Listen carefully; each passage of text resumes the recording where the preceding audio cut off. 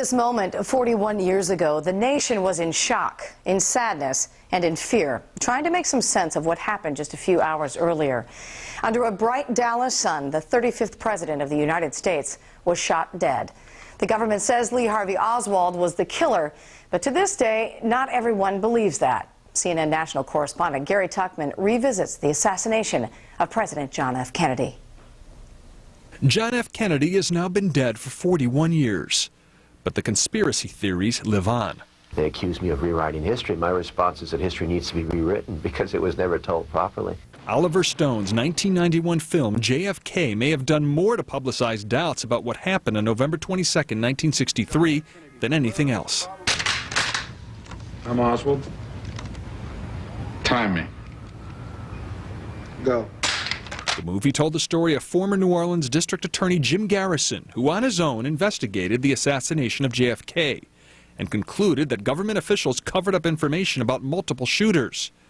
4 years before his death in 1992, this was Jim Garrison. This one man who couldn't fire a rifle effectively on the Marine range overnight was transformed into a man who in 5.8 seconds was able to turn into utterly destroy a president.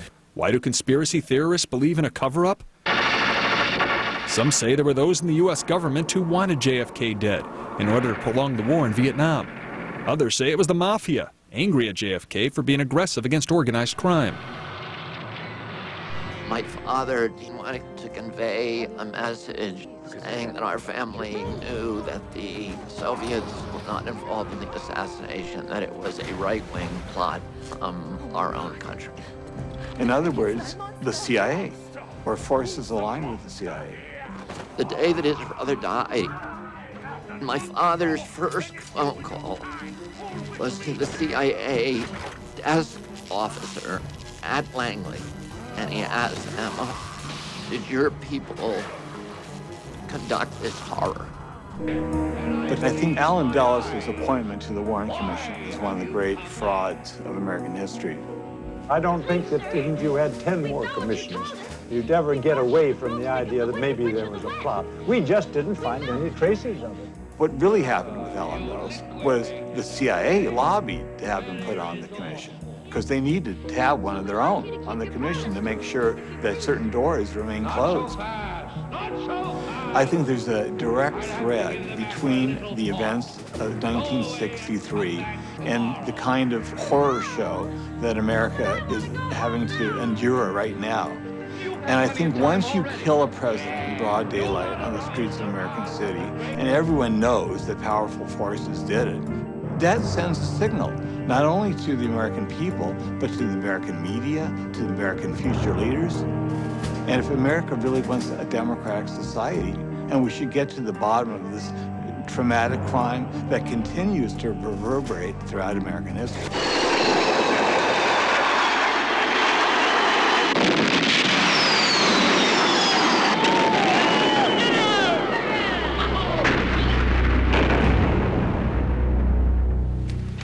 I submit to you that what took place on November 22nd, 1963 was a coup d'etat. Its most direct and tragic result was the reversal of President Kennedy's commitment to withdraw from Vietnam. The war is the biggest business in America, worth $80 billion a year. President Kennedy was murdered by a conspiracy that was planned in advance at the highest levels of our government, and it was carried out by fanatical and disciplined Cold Warriors in the Pentagon and CIA's covert operation apparatus, among them Clay Shaw here before you. It was a public execution, and it was covered up by like-minded individuals in the Dallas Police Department, the Secret Service, the FBI, and the White House, all the way up to, including J. Edgar Hoover and Lyndon Johnson. In the 1970s, during Vietnam and Watergate, Americans had to confront a painful reality. Their government had lied to them on a very grand scale. And maybe the government had lied about the Kennedy assassination, too. The pattern that we have now established for Lee Harvey Oswald is obviously the pattern of a man being run by the CIA. There's no question. I am trying to tell you that there is no question as a result of our investigation that an element of the Central Intelligence Agency of our country killed John Kennedy and that the present administration is concealing the facts. There is no question about it at all. He is the only public official who did bring a prosecution in the murder of John Kennedy. I think he is to be applauded for saying and being the first one in the United States to say that the Warren Commission was wrong. Philosophically, this is a conflict of truth versus power. But as the years have gone by, I mean, it seems like the sense of that there is some sort of conspiracy has only grown. I mean, if you look at polls, more people now think that than in the immediate aftermath of his assassination. Do you think that's because of movies like, JFK, or is it just a general distrust of the government? Am I a disturber of history to question why Allen Dulles, who was fired by JFK from the CIA, which JFK said he would splinter into 1,000 pieces, why was Mr. Dulles appointed to the Warren Commission to investigate Mr. Kennedy's murder? I do believe he is the man who initialed this, who gave it the okay. I think it's Dulles, and I think he had Angleton, who was a supreme operator. James Angleton was a counterintelligence chief who was slightly mad and paranoid, and Richard Helms was the deputy. I think those three guys, I would say now before I go to my grave, were the real culprits here.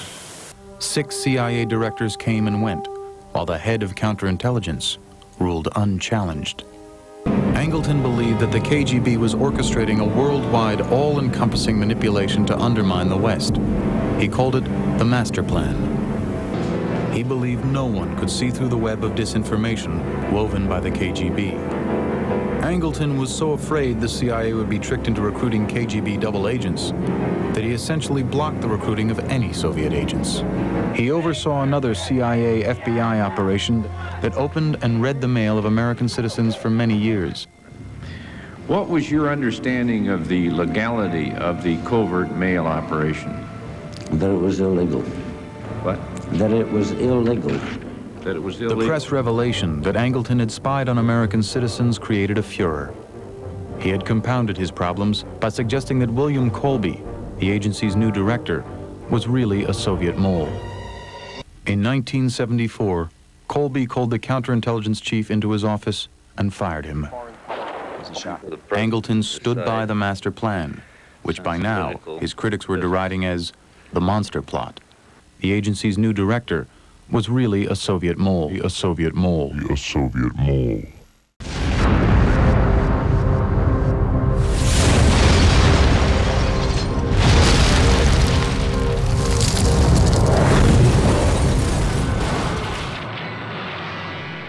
When they passed this JFK Records Act in 1992, Congress gave the National Archives a 25-year grace period, after which they had to release everything they had, including the thousands of pages they'd set aside as super secret, sensitive material. The National Archives is legally obligated to release the last of those secret documents by a specific deadline, and that deadline is tomorrow. National Archives says they're complying with that legal deadline. The president announced a few days ago that he'll take no action to stop them, so something's coming out tomorrow. But again, under the law, by next Thursday, unless President Trump decides otherwise, all of that information has to go public. A 1992 law required the release of hundreds more by midnight tonight, but President Trump agreed to postpone their disclosure after some of the intelligence agencies pushed back.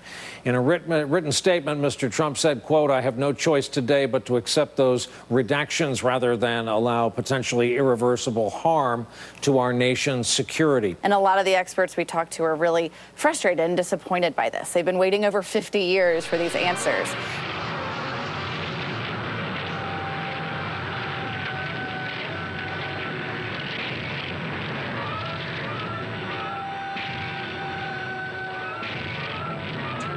To newly released details in the Kennedy assassination more than 58 years after that tragic day in Dallas, the government unsealed a trove of confidential documents, and they provide new revelations. The government is stonewalling When I got and saw the documents and started to go through them last night, it became increasingly clear it was a nothing burger.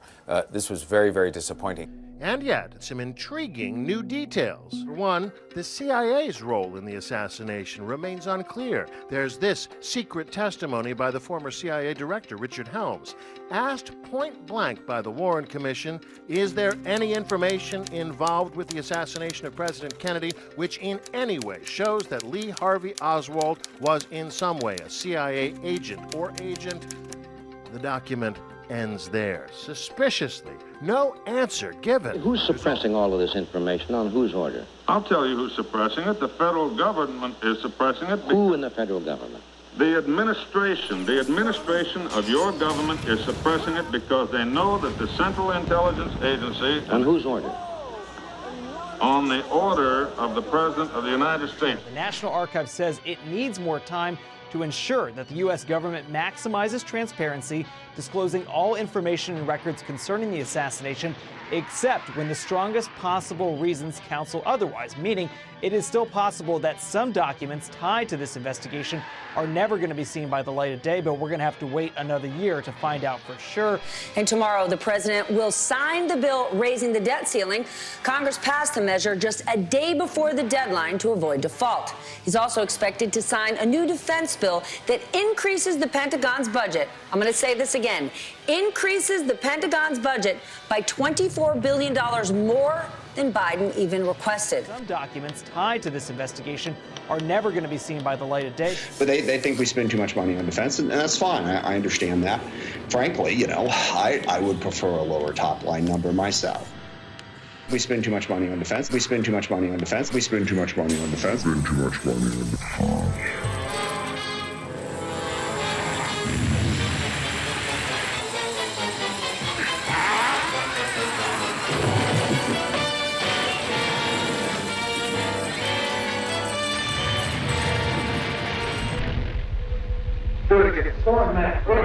John F. Kennedy died at approximately 1 o'clock Central Standard Time today here in Dallas.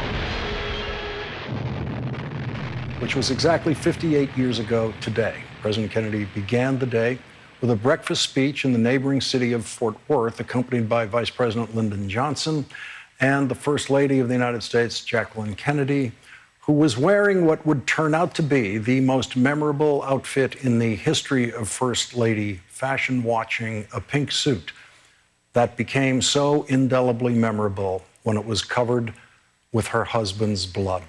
The First Lady refused to change her clothes until she returned to the White House late that night. When offered a change of clothes on Air Force One, she said, "No, I want them to see what they did to him." Here are the last words of President Kennedy's last speech on that morning in Texas on November 22nd, 1963.